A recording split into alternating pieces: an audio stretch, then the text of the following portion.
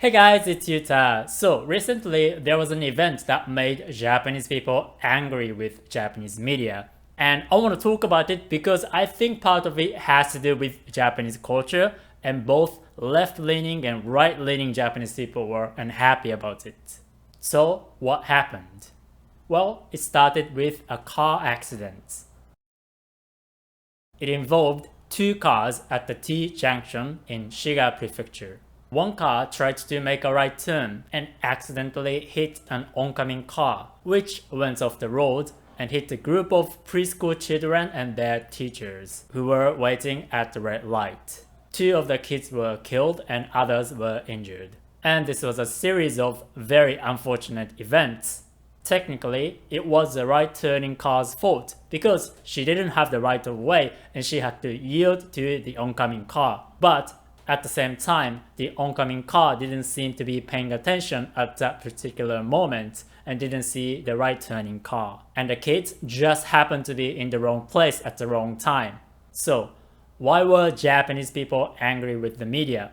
Well, it was because of what happened next.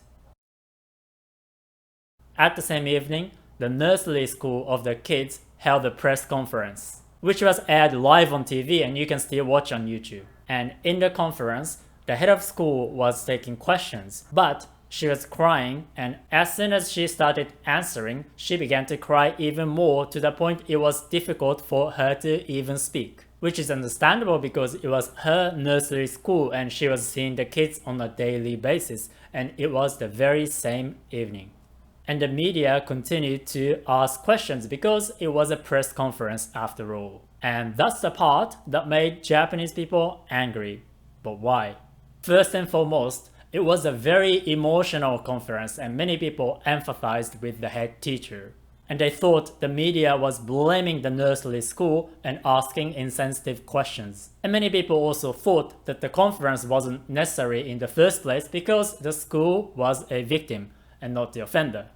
As a consequence, many people tweeted their support for nursery school teachers with a hashtag which trended. And also, an article came out on Yahoo News because Yahoo still exists in Japan. And it kind of defended the media, which made people even more angry. It got nearly 8,000 negative comments and the top comment got more than 70,000 likes. So you can see the anger resonated with many Japanese people. But let's think about if the media questions were really that bad so that we won't be one-sided. So there were certainly questions that seemed unnecessary. One reporter asked if the kids seemed normal when they left the school. Of course they were.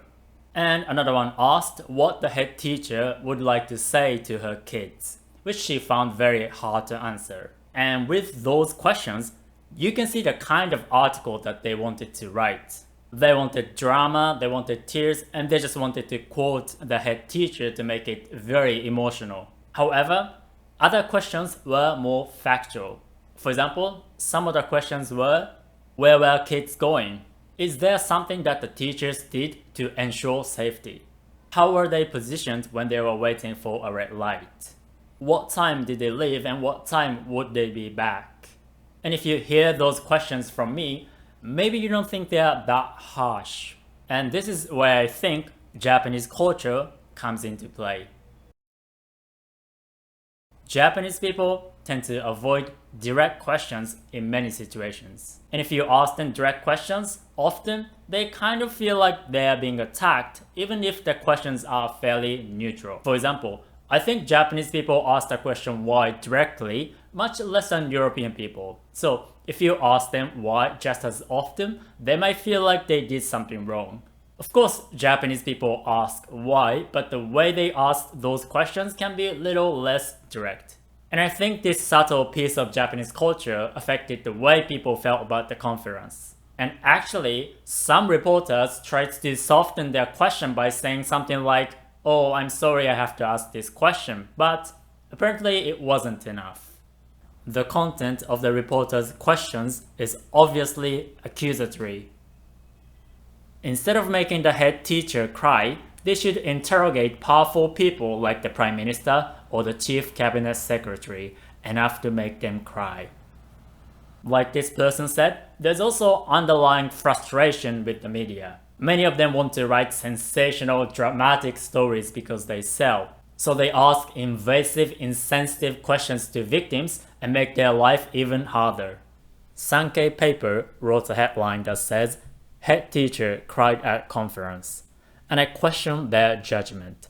The head teacher burst into tears because of their question, how were the kids when they left the school for a walk? And that's true. There's also another paper, Yomiuri, who wrote a similar story focusing on drama. Now, let me talk about different opinions to make this video more balanced. A press conference isn't the place to express condolences. If they hold a press conference, you don't have any choice but to ask basic questions that should be asked.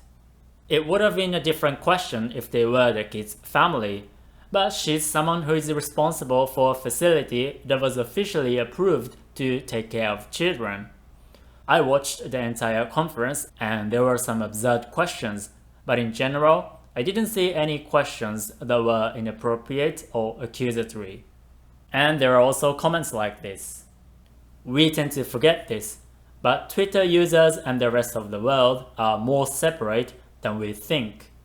Most people learn about the accident in Otsu and just think, oh, I hope nursery schools will be more careful. I think TV is made for those people. And that's also true. The media focuses on drama because that's what people want.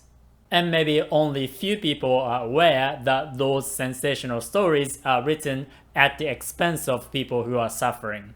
But at the same time, I feel like more people are becoming critical of the media around the world lately. And with that trend, I strongly hope that people will be more critical of what they read and watch offline and online. And I'm also curious about your opinion. Do you think the media was really that bad? How do you think they should cover a story like this? If you can, watch the full conference in Japanese and let me know what you think. But if you don't speak Japanese, I can send you some free Japanese lessons by email, so click the link and subscribe to my email group, Japanese with Yuta. Alright, see you guys soon. Ciao ciao!